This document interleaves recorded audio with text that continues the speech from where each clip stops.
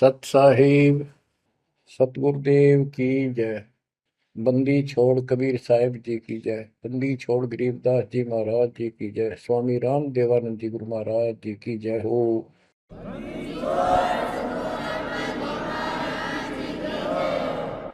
सर्व संतों की जय, सर्व भक्तों की जय, धर्मी पुरुषों की जय।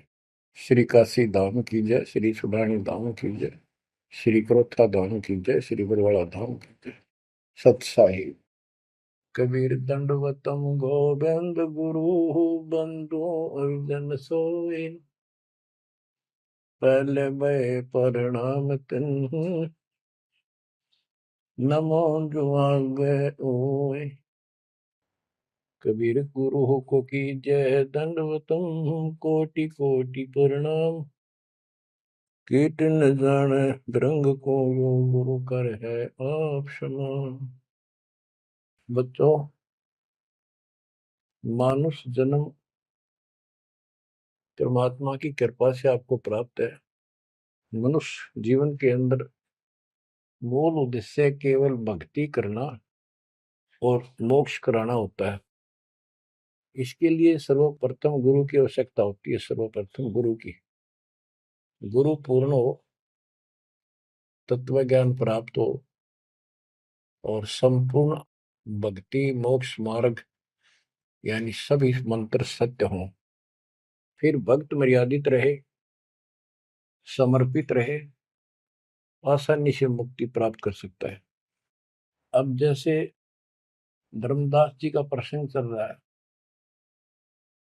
तो आप देख रहे हो कितनी अच्छी आत्मा, परमात्मा के चाहने वाली, कति कुर्बान।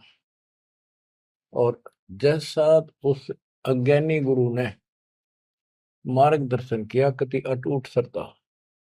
सेवक तो ऐसा ही हो, पर गुरु ऐसा ना हो जो जीव को कर्म कांड में उलझावे।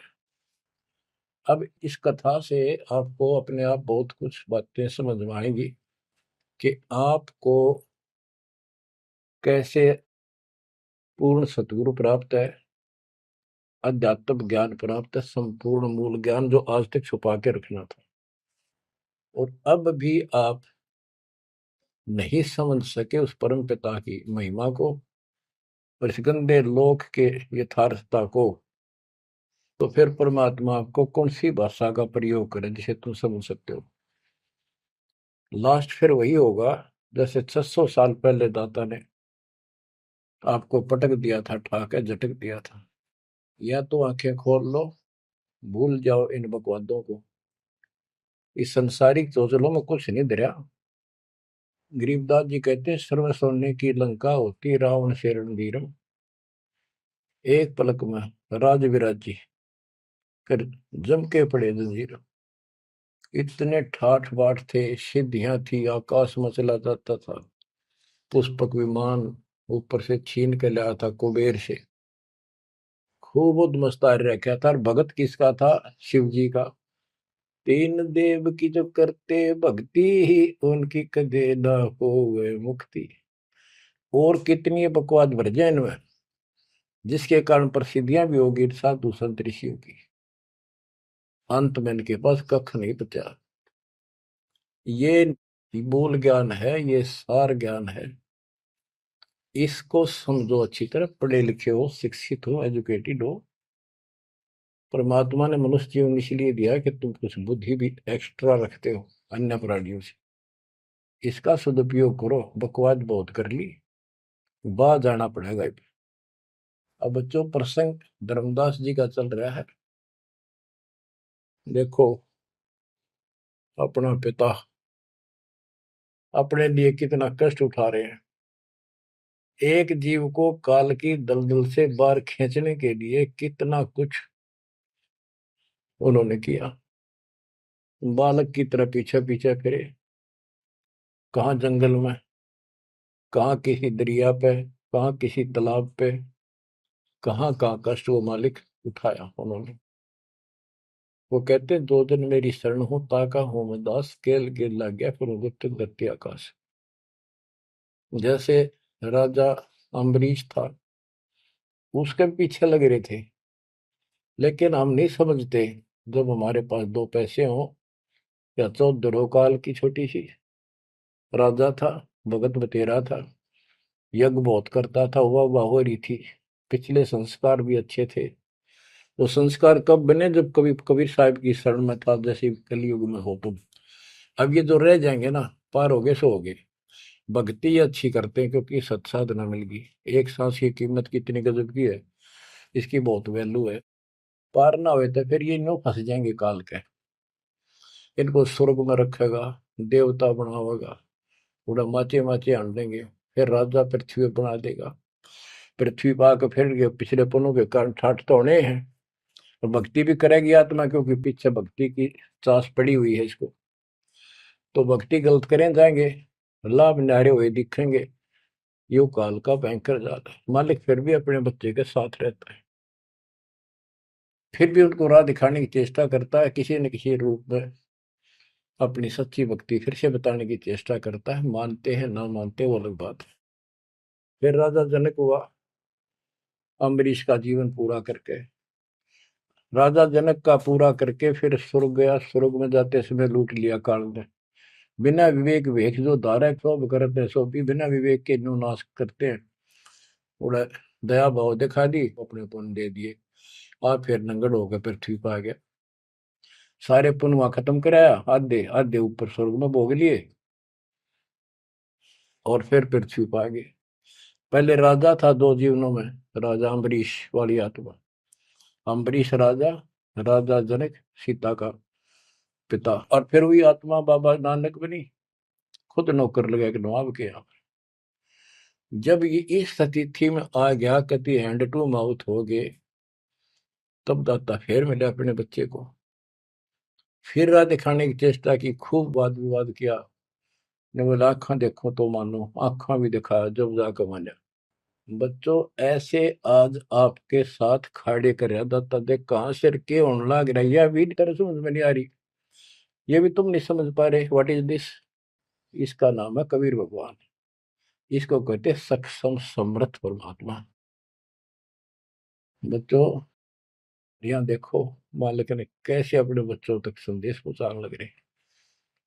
काल ने जुल्म करने में कसर नहीं छोड़ी, पर यूं भी तो उसका बाप है। और देखो अपने बच्चों को कैसे अमृत छकाने लग रहे हैं। इन क्रियाओं को देखकर ये विश्वास कर लेना चाहिए कि आप समर्थ की शरण में आ चुके हो। द्वार धनी के पड़ा रहे, धक्के धनी के खावे, 100 काल जग जोड़ी पर द्वार छोड़ जाओ। इब तुम इतना जरूर कर दियो, और कुछ ना बने तो इतना रहियो, मालिक की शरण से दूर मत होना।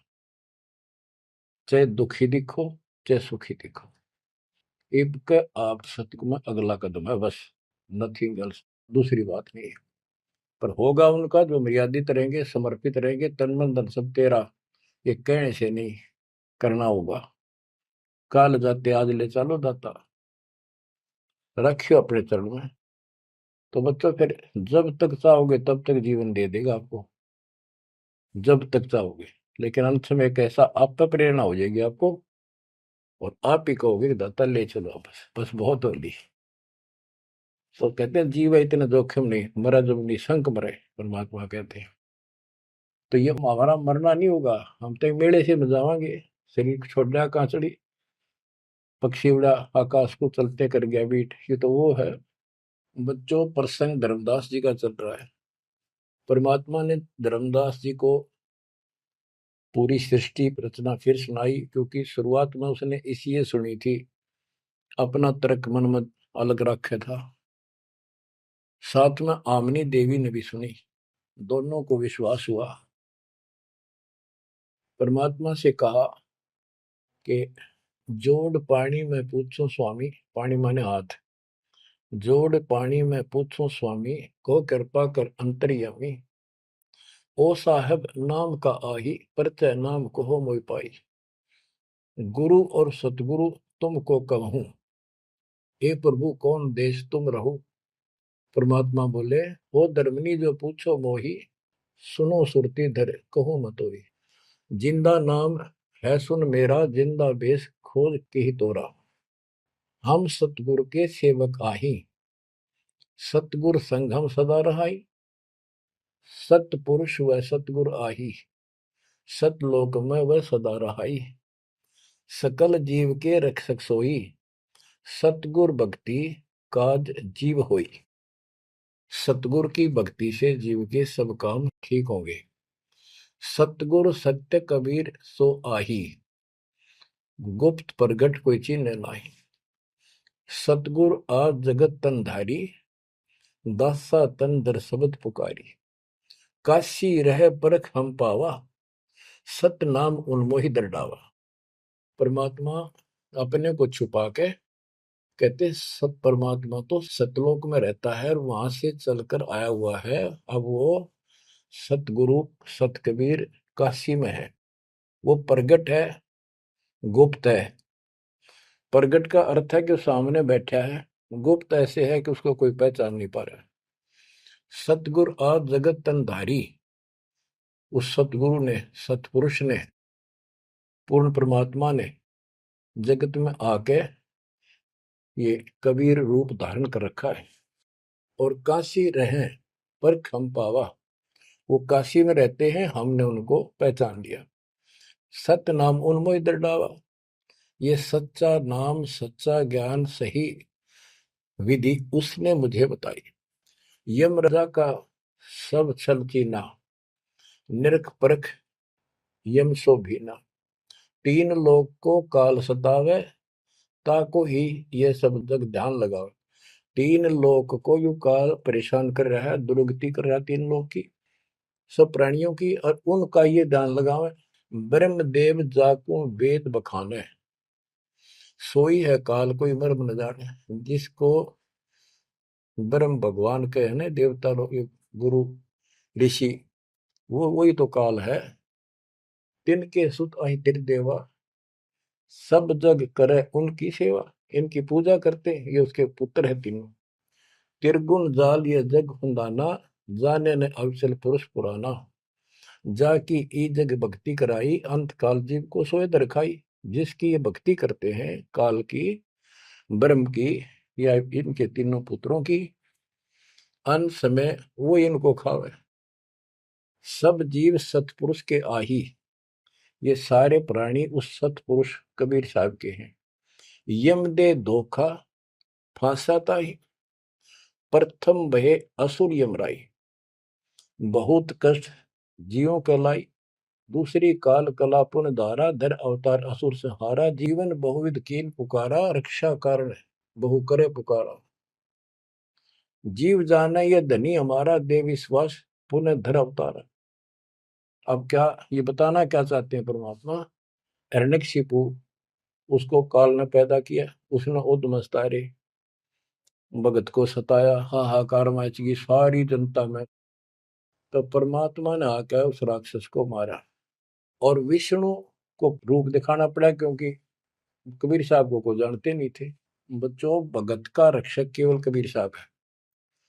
प्रहलाद भगत था, प्रहलाद विष्णु जी का उपासक था। इस भक्ति को यहाँ तक लाने के लिए दाता ने आगा पीछा कुछ नहीं देखा, ना अपनी महिमा की आवश्यकता समझी। यदि वो महिमा चाहे तो काशी में 120 वर्ष रहे एक निर्दम जुदाई की लीला में, वो 1 मिनट में कुछ भी कर सकते थे, दुनिया पीछे हो लेती, पर ये इस मार्ग में चला नहीं। तो क्या बताते हैं कि विष्णु रूप धारण कर लिया, विष्णु भी खुश होगा, लोग क्यों विष्णु जी ने रक्षा कर दी, विष्णु जी ने रक्षा कर दी। अब ये काल का जाल नो ऐसे अड़ा रहा। अब कबीर साहब ने इसको उसी तरीके से समझाने की चेष्टा की है, अपना रोल निकाल दिया बीच में।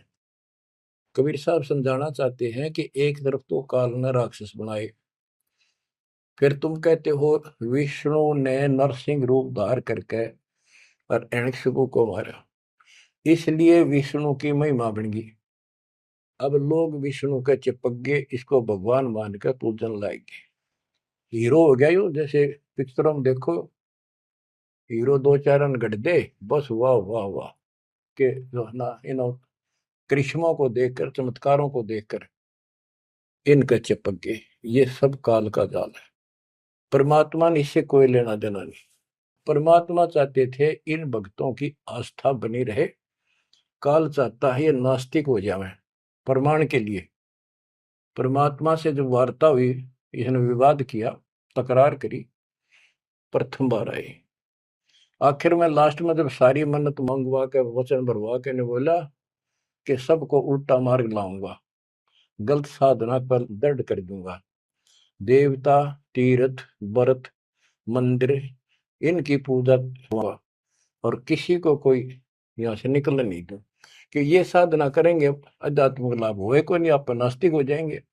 आप देख लो वर्तमान में गांव के गांव बहुत अच्छी आत्मा के लोग हैं, स्त्री पुरुष, लेकिन भगवान से दूर हो चुके, इसलिए हो चुके हैं कि इनकी साधना करते करते दुरुक्ति रही है, वो साधना ठीक नहीं है। तो यहाँ परमात्मा धर्मदास को वो आंखें खोल रहा है कि जिनको तुम भगवान मान रहे हो ये ऐसे काल जाल कर रहा है। एक तरफ तो ये कंस, केसी, चाणूर और पूतना जैसे, जरासिंह जैसे बना दिए, उधर से कृष्ण बना के भेज दिया न मारने खातर, इनको मारने के लिए। कृष्ण ने वो मार दिए, कृष्ण चौधरी पाक गया, भगवान बन गया। अंत में कृष्ण भी मरा और नरक में जागा, जिसे कर्म करे या भोगने पड़ेंगे। अब बच्चों ये सारा खेल यू है, PhD लास्ट पॉइंट है। जैसे एक राजा सेना को आदेश देता है दुश्मन से युद्ध करो, तो सैनिक का कर्तव्य बन जाता है मरूं या मिटूं, और जाके खड़ा हो जाता है लेकर बंदूक मोर्चे पे। तो सैनिक सच्ची आत्मा से होते हैं और वो दुश्मन के छक्के छुड़ाने के लिए अपना जीवन न्यौछावर कर देते हैं, आमने सामने मोर्चा संभाल लेते हैं। अब वहां पर कुछ इधर से मारे जाते हैं, कुछ उधर से मारे जाते हैं। जैसे अपने भक्त बच्चों को सेना में जाना पड़ता है, लड़ाई भी करनी पड़ेगी, युद्ध के मैदान में उतरना ही पड़ेगा और आमने सामने मोर्चा डांटना पड़ेगा। ये तो करना पड़ा, लेकिन वहां रक्षा कौन करेगा? वहां उन बच्चों की रक्षा कबीर साहब करेंगे। इसी प्रकार काल ने रामकृष्ण को भेज दिया इनको मारने के लिए। रामकृष्ण को कोई मौत नहीं था इनको मारने का, इनके साथ खुद मालिक रहे। रामकृष्ण सतगुरु सहजादे भक्ति हेतु यूं हुए प्यादे। रामकृष्ण भी उस परमात्मा के बच्चे हैं, उस महाराजा सारी सृष्टि के सम्राट कबीर जी के राजकुमार हैं, सहजादे हैं। ये तुमसे ज्यादा निकट प्यारे हैं उसको, क्योंकि इनके में बहुत गजब की भक्ति की थी, पर पैर फिसल गया इनका, अब काल का फंस गए। कोटिक अवगुण बालक कर ही पिता एक चित नहीं धरी। बाप के अंदर एक ऐसा परमात्मा ने पर रखा है प्रेरणा, स्वभाव, बालक से करोड़ों बकवाद कर ले पर पिता एक भी उसकी गलती को ज्यादा सीरियसली नहीं लेता। तो इसी स्थिति पर परमात्मा इस नियम से उन निकम्मों के साथ भी आज है, लेकिन बहुत प्यारे उनको हैं, क्योंकि कभी वो बहुत गजब के भगत थे और कॉलोनी को सिलेक्ट करा है उनके कर्म फुड़वाने के लिए, उनको उच्च पद देता है। ये प्रधानमंत्री, मुख्यमंत्री, ये बहुत अच्छी आत्मा थी, पिछले भगत थे, तपस्वी थे भगवान के बच्चे, उसके लिए कर रहे थे। अब वो बैठा दिए पदों पर, अब कर्म फोड़ेंगे, फोड़ लेंगे तो मानने को नहीं, फिर जब हंटू माँ उठा जाएंगे बाबा नानक की तरह, फिर पकड़ लेगा, फिर लेगा, काम तो बढ़ गया, समस्या तो वहीं के वहीं खड़ी रहेगी, वो तो बात निमड़ी क्या है। बच्चों इसको कहते हैं सार ज्ञान, ये है वो मूल ज्ञान। धर्मदास मेरी लाख दुहाई, मूल ज्ञान कहीं बाहर न जाए। मूल ज्ञान तब तक छपाई जब लग द्वादश पंथ ना मिट जाए। अब यो ऐसा ज्ञान आज तक किसी ने निर्णायक नहीं सुनाया। तो ईब कोई बकवाद करेगा तो उनको सबको पता होगा कि संत रामपाल जी से सुनकर अटपट मारन लग रहा है। हमारे छोटे छोटे बच्चे भी उसको 2 मिनट में फिटे मुंह कर देंगे। तो ये पंथ खत्म हो गए। बड़ा पेड़ होता है पड़ भी जा, उसकी एक आधी जड़ की तरह जाए धरती में लगी, वो थोड़ा बहुत हरा कई दिन रह जाया करे, पर अंत में उसकी लकड़ी सूखेगी। तो आज इनकी स्थिति शुरुआत हो चुकी है, ये सारे ढह चुके हैं। मालिक के तूफान इस ज्ञान के सामने इनका कोई औकात बची नहीं है। अब तुम ध्यान दो जिसके ऊपर ये मालिक गजब की रजा कर रहा है। इसको हल्के में ना लो, तुम ज्यादा सीरियस बनो, समर्पित रहो, औरों से न्यारा सुख धरती पे देगा आपको। लेकिन इस सुख में माचना नहीं, परमात्मा को भूल ना जाना। मालिक की तरफ ज्यादा आवे, सुविधा दे दी, गाड़ी दे दी, सेवा में आवे, सेवा में लावे, बकवादा में कहीं नहीं जावे, तो राम राजी रहेगा, कबीर साहब आपका खुश रहेगा। तो परमात्मा ये बताना चाहते हैं, जीव जाने ये धनी हमारा, जैसे विष्णु कृष्ण राम हो ये भगवान थे न, देख किसी को कंस मार दिया, केसी मार दिया, रावण मार दिया, हमने के पल्ले पड़ा उसको मार लेते, हमने तो यूरा पाया, ये कुछ बात बनेगी। प्रभुता देख किन विश्वासा, अंत काल पुनः करे गिरासा। या प्रभुता देख के इनकी राम कृष्ण और के बड़े हीरो थे, न्यों कर दिया, लोगों ने इनको भगवान मान दिया। ये बते डपली पिटन लाग रहे हैं। द्वापर देख कृष्ण की रीति, परमात्मा कहते तो कृष्ण जी का भगत है, सुन ले कृष्ण की नीति अनीति। आप मानते हो कृष्ण ने गीता बोली, पहले तो गीता में उसको भगत बनाया, धार्मिकता सिखाई, और गीता का पाठ अर्थ बतलाया, और फोन उनको कहा युद्ध कर, युद्ध कर, तुझे कोई पाप नहीं लगेगा, और पीछे वो पाप लगा दिया। हिमालय में जाके गड़ो, अश्वमेघ यज्ञ करो, तुमने बंधुघात किया इसलिए पाप लगे। और जब जिस समय महाभारत समाप्त हो लिया युद्ध, और युधिष्ठिर को राजगद्दी दे दी गई, तो बच्चों युधिष्ठिर को भयंकर स्वप्न आने लगे, मरे हुए आदमी दिखे, सिर कटे आदमी चलते दिखे, खावन पीवे सारी रात बैठ के काटे। द्रौपदी ने देखा, उसने अपने अन्य पतियों को बताया, अर्जुन को, भीम को, आदि को, कि ऐसी स्थिति आपके भाई की है, यूं ना सोता ना आपको बताता, ये कुछ दिन का मेहमान है। तब सारे चारों भाइयों ने खड़े होकर उनसे प्रार्थना लगाई कि कोई बात बताओ, क्या आप हमें अपने भाई नहीं समझते? कोई कष्ट है, संकट है तो हम आपके साथ हैं, आप अकेले क्यों दुख पा रहे हो? हमें शेयर करो। कुछ दिन तक कुछ नहीं किया, फिर आखिर में बता दी कि ऐसी स्थिति है मेरी। फिर क्या होता है, जब ऐसा संकट आता है, आप अपने गुरु से ही बात करते हैं। श्री कृष्ण जी के पास गई, श्री कृष्ण जी को सारी स्थिति बताई कि हमारे भाई को ऐसे ऐसे समस्या होगी, कोई समाधान बताओ। तब वो कृष्ण जी कहते हैं कि तुम्हारे को जो युद्ध में तुमने पाप किए, बंधुघात किए, भाई मारे, भतीजे मारे, वो पाप लगा है, और इसके लिए एक अश्वमेध यज्ञ करो, उसकी शर्त बताई थी।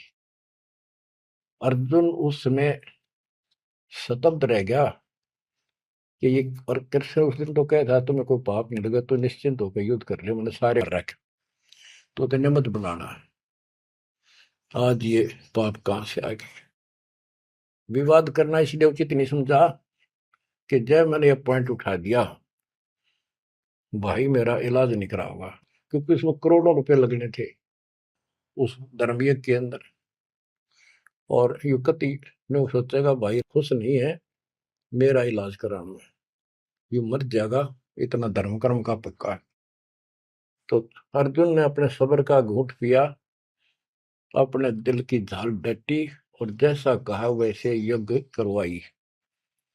उस यज्ञ में शर्त थी कि एक पंचायन संघ अलग से रखा जाएगा, कि एक आश्रम सा बना के साफ सुथरी स्वच्छ स्थान पर एक अलग से उसका स्टैंड बना के, और सब महापुरुष देवता पृथ्वी के ऊपर के लोक स्वर्ग लोक के सारे बुलाओ, और सब पृथ्वी के जीव, ब्रह्मा विष्णु महेश, सबको न्योता दे दिया।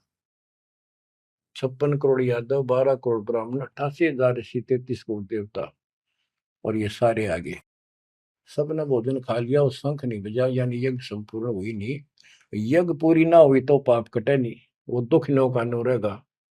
तो इतना खर्च हो चुका, और बात वहीं की हुई, कोई ट्रीटमेंट नहीं। श्री कृष्ण ने भी खाना खा लिया। उस समय युधिष्ठिर ने पूछा, भगवान अब कैसे बात बनेगी, सबने भोजन खा लिया। तब कृष्ण जी ने बताया, क्या तुमने इधर एक संत है, उसका ये सुदर्शन नाम है, वो एक गुरु भक्त है, उसको निमंत्रण नहीं दिया। भीम की ड्यूटी थी, सेवा थी उस साइड में निमंत्रण बांटने की। भीम से पूछागा, भीम ने बताया कि मैं गया था पर वो गलत बोला। उसने कहा कि तुम्हारे से तो कसाई भी अच्छा था, तुमने इतने मानस मार दिए, वो विधवा बहन सैनिकों की आज तक टक्कर मार कर हो रही है, तुम बैठ के मौज कर रहे हो, नरक में पड़ोगे जाके। तुम्हारे अन्न खाकर नरक में जाना है क्या मैंने? पहले मुझे ऐसी ऐसी 100 अश्वमेघ यज्ञ का फल दो, तब मैं तुम्हारा टूक तोड़ू। कृष्ण बोला, फिर आपने क्या कहा? मैं क्या कहूँ था जी, उसने फिर कह दिया, बताओ ना मन्ना, ये तेरे बिना कि हमारी यज्ञ अधूरी रह जाएगी, श्री कृष्ण जी हमारे साथ। तब भगवान बोले, सारी बात बिगाड़ दी, तुम चलो। पांचों को रथ में बैठा के लाया, उनकी कुटिया से एक, कम से कम 1 योजन यानी 12 किलोमीटर दूर रथ रोक दिया। वहां से पैदल चल के आए नंगे पैरों। उस दिन क्या था, सुदर्शन जी ने अपने गुरु परमात्मा खुद कबीर साहब करुणा में नाम से प्रकट थे द्वापर में, उनके वो शिष्य थे, उनको सारी बात बताई। परमात्मा को पता था फेर आऊंगे, काम तो उनका होना को नहीं। तो सुदर्शन जी से बोले, तुम घूमन फिरन चला जा किते, वो फेर आऊंगे। फिर सुदर्शन जी तो चले गए भ्रमण पे, परमात्मा उनका रूप बना के वहां बैठी की कुटिया में। जब वह सारी टीम पहुंची कृष्ण वाली, जाते ही श्री कृष्ण ने दंडो प्रणाम की। साथ में पांचों पांडवों करनी थी। फिर कहा, परमात्मा ने पूछा, हे जगदीश, ये 3 लोक के मालिक, या कैसे आना हुआ गरीब की झोपड़ी पे? तो श्री कृष्ण जी ने कहा, आप जानी जान हो, इन्होंने ये पांडव हैं, ये भीम है, ये युधिष्ठिर है, सारी इंट्रोडक्शन कराई। ये आपको निमंत्रण देने आए हैं, इनके यज्ञ में प्रसाद पाओ ताकि इनका कल्याण हो। सुदर्शन जी बोले कि भाई मैंने इस भाई तक कही थी, देखो खड़ा मोटा हा, मेरी बात शर्त पूरी कर दो तो मैं आज तैयार हूँ, नमक को नहीं चलो। तो श्री कृष्ण जी बोले, जी आपकी वाणी है, कबीर संत मंडल पहुंचा दिए, तजमाया अभिमान, जो कदम आगे रखे ओ एक समान।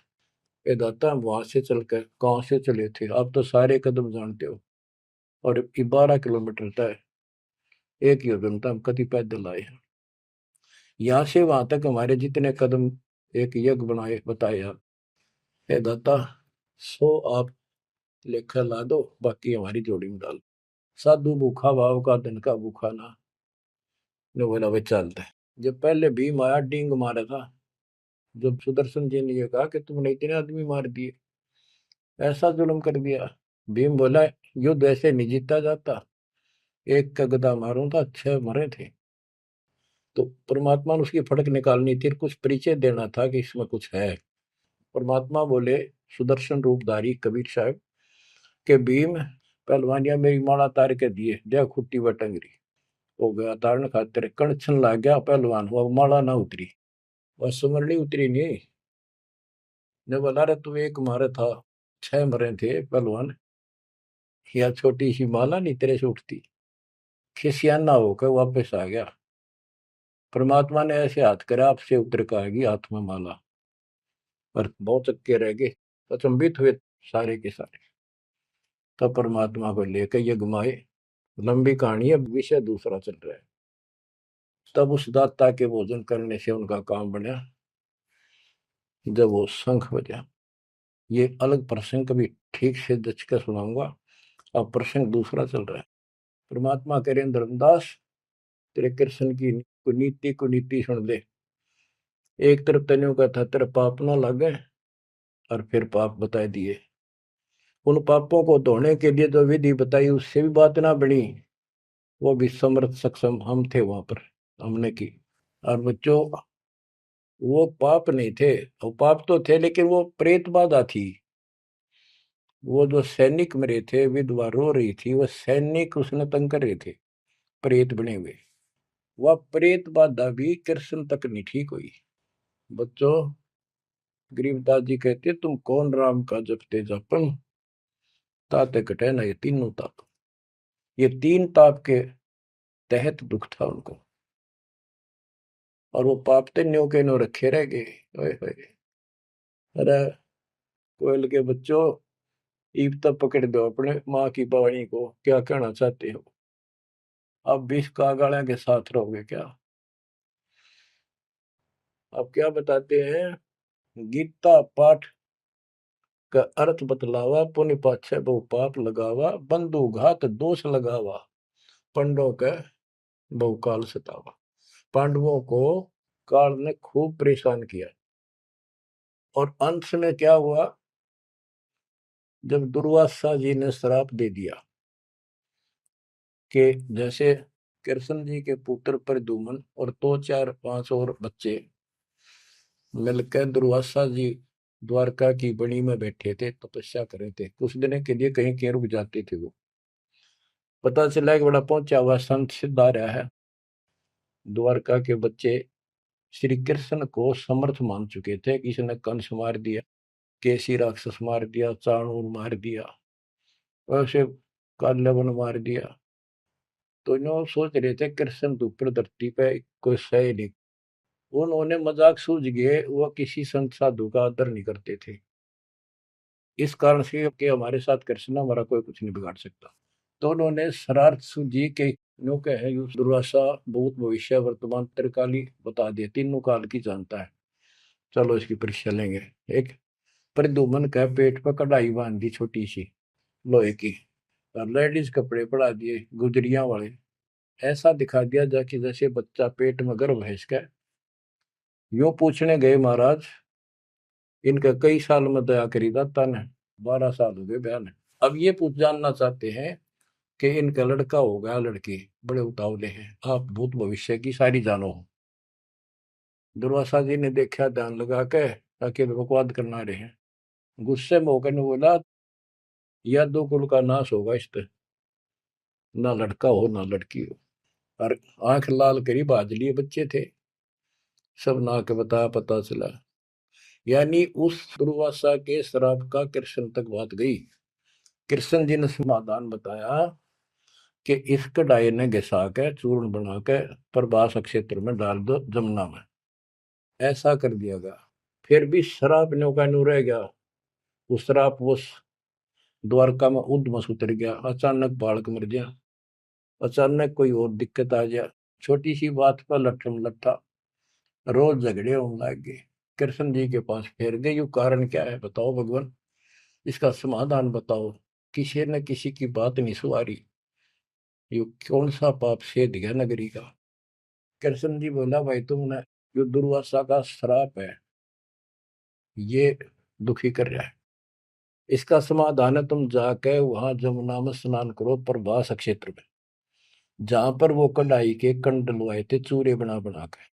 उसमें एक कड़ा घिसा नहीं था कढ़ाई का, पूरा ना घिसा, थोड़ा बहुत घिस, चमकीली सी वस्तु होगी, वो मछली ने खा ली। एक बालिया नाम का मछियारा था और साथ में शिकारी था। वो मछली पकड़ी, वो आगे उसने काट के देखी, उसमें चमकीली धातु थी। उसका अपना तीर का एरो बनवा दिया, आगे का ऐसा विषाक्त करके जहर में बुझवा के। और जो कण थे जो कढ़ाई के बताते हैं, उनके सरकंडे जाम हुए, बूढ़े बूढ़े, उनके तीखे पत्ते गजब के तलवार जैसे। और कृष्ण जी ने कहा, सारे स्नान करो वहां जाके, तुम्हारा ये शराब खत्म हो जाएगा। वहां बोले सब बच्चे नर, कोई ना बचे, गर्भ न छोड़ के, छोटे छोटे नवजात शिशु भी साथ ले गए, कदे इन पर शराब ना रह जाए।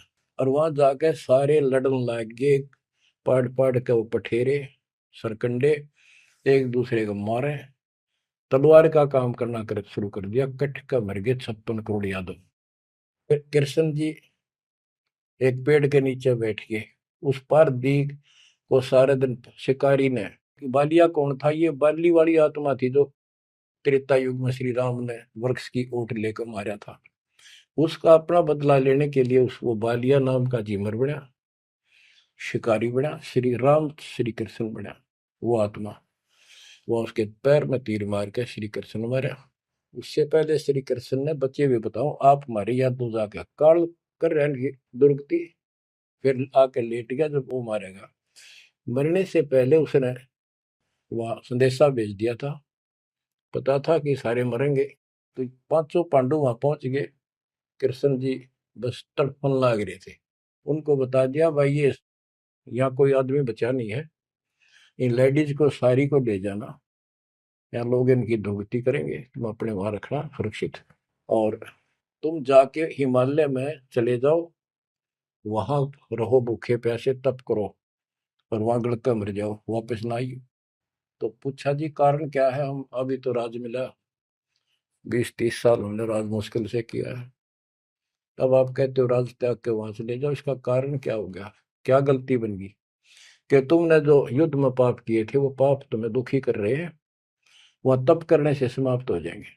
तब अर्जुन को कहना पड़ा कि भगवान आप ऐसी स्थिति में हो, मुझे कहना तो नहीं चाहिए पर मैं रोक भी नहीं सकता अपने आप। पहले तो आप कह रहे थे गीता में कि ऐसे ऐसे तेरे को पाप नहीं लगेगा, ये पाप हमारे सिर पर धरती है, फिर भाई के अश्वमेध यज्ञ कर पाप खत्म हो जाएंगे, वो पाप फिर भी रहेंगे। तब मैं बोल नहीं पाया, आज मैं रोक नहीं पाया, या तो इसका उत्तर दे दो ना, मेरा जीना भी दूभर हो जाएगा शेष सांस। तब उसने बताया भाई मैंने ना मेरा मन के गीता में कहा था, और के कुछ तेरे को बोल रहा था। असली बात यह है, अब मैं जो कोई कर लियो कुछ पाप हमारे उड़ तपस्या से कुछ तप बन जाएगा, पाप पूपना कट्टे से उसने में बताई तप करने से आगे फिर थोड़ा बहुत को राज मिल जाएगा। इनके पास इतनी स्टोरी है ज्यादा नहीं। तो बच्चों देखो काल का जाल, उसका अंतिम संस्कार से ही कृष्ण का करके वो चले गए, और अर्जुन एकलन छोड़ गए कि एकला योद्धा है, कोई खतरा नहीं, सब लेडीज को लेकर चाल पड़ा गोपियों को।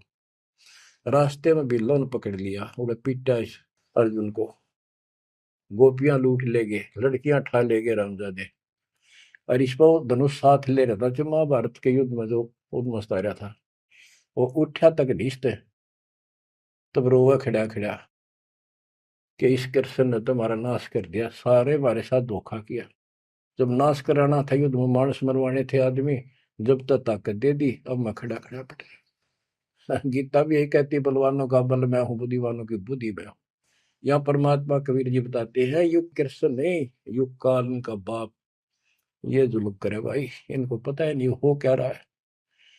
धर्मदास ये बातें सुनकर चक्कर में पड़ गया, मुंह का नहीं देखे देखे, आंख भी नहीं झपके, हे भगवान कति सौ की सौ सच्ची, सारी बात बिड़ा करते। देखिए धोखे बैठे थे, साथ में हमने बैठी, दोनों टेक टेक सुने मालिक के अमृत वचन, ये परमात्मा हम रोज सुना करते, मेरी तरह पत्थर पड़ गए थे कर, आपके क्या गुण गाओ मालिक, कैसी आंख खोल दी मारी। परमात्मा कहते और सुन ले। अब क्या है, हिमालय में चले गए सारे पांडव, और वहां सारे मरते गिर जाते गए। तो कहते हैं जब ये पहुंचे ऊपर, तो युधिष्ठिर बाद में मरा, और तो सारे बर्फ में गड़ गए, बर्फ में पैर गड़ जाते कति, लेकिन युधिष्ठिर का अंगूठा अंगूठा गला, बाकी शरीर जो का तो रहा, मर यूं भी गया। जब ये ऊपर गया, वो पहले जो चले गए थे मर मर के, चारों पांडव और वो उनकी मां कुंती द्रौपदी, वह सारे नरक में ठोक रखे, यो पहले स्वर्ग ले जाएगा, फिर इसको कुछ समय नरक में डालना था, क्योंकि इसने धर्मदास झूठ बोली थी युधिष्ठिर ने। कौन सी झूठ बोली थी कि अश्वत्थामा मर गया। द्रोणाचार्य गुरु का बेटा अश्वत्थामा था।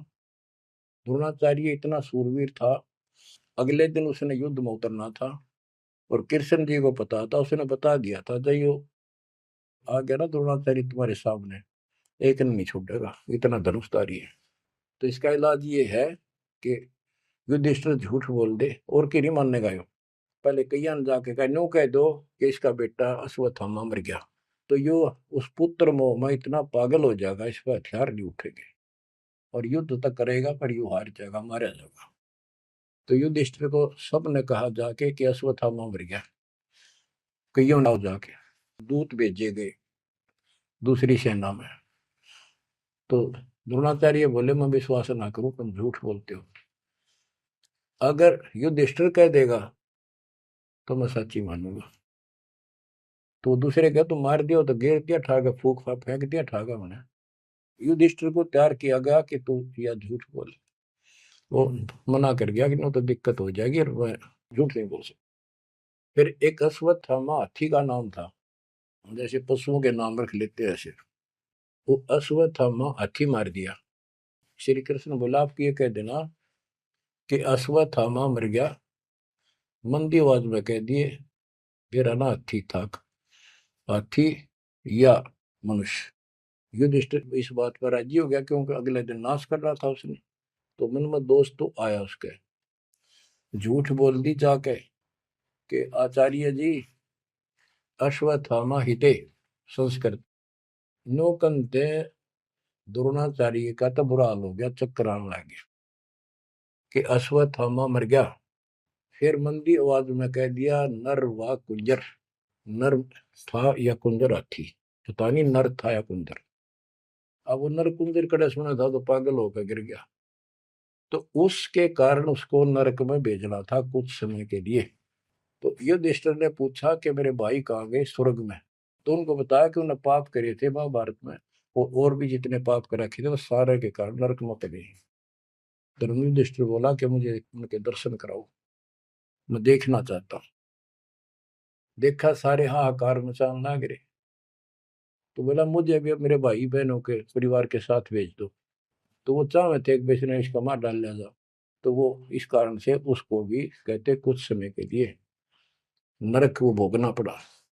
अब ये परमात्मा कहते हैं बंधु घात दोष लगावा, पांडवों के बहुकाल सतावा, भेद हिमालय ते ही गलाए, छल अनेक की नहीं यमराए।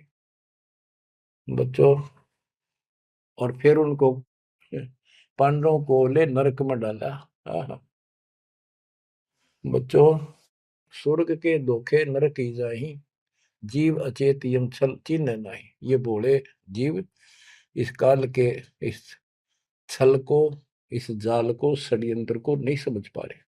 पांडव सम को कृष्ण को प्यारे, सोले नरक में डारे, वो भी सारे नरक में डाल दिए। मानुष जन्म बड़ेपन होई, सो मानुष तन जात बिगोई, नाम बिना नहीं छूटे कादू, बार बार ये नरक ही घातू। नरक निवारण नाम जो आही, सुरनर मुनिजन जानत कोई नाही।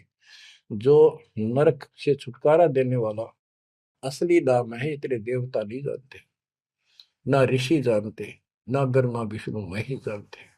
ताते यम फिर भटकावे, नाना योनिन में काल सतावे, बिरले सार शब्द पहचाने, सतगुर मिले तो सतनाम समाने। इतना कुछ सुनकर धर्मदास कहता हे साहब मैं तो पग सिर धरूं, तुम ते कुछ दुविधा नहीं कर। अब मोई चीन पड़ी यम बाजी, तुम ते भयो मोह मन राजी। अब आपके ऊपर मेरी कति आत्मा डट गई, मेरा मन कति खुश आपके। मेरे हृदय प्रीति अस आई, तुम ते हो गई जीव मुक्ताई। अब मुझे विश्वास हो गया कि मेरा कल्याण आपसे होगा। मुझे लगता है तुम ही सत कबीर हो स्वामी, कृपा करो तुम अंतर्यामी। हे प्रभु देव परवाना मोही, यम तरण तोर भजो मैं तो ही। मोरे नहीं और सो कामा, निस्तिन सुमरो सदगुरु नामा। पीतल पत्थर देव द्यो बहाई, इन फेंक दो उठाकर, सतगुरु भक्ति करो चित लाई। ये बंदी छोड़। हो। परमात्मा बोले सुनो धर्मनी, अब तो ही भुगताऊं, निश्चय यूं से तो ही बचाऊं। देव परवाना हंस बारू, जन्म मरण दुख सब टारू। ले परवाना जो करे प्रतीति, जिंदा कह चले यम जीती।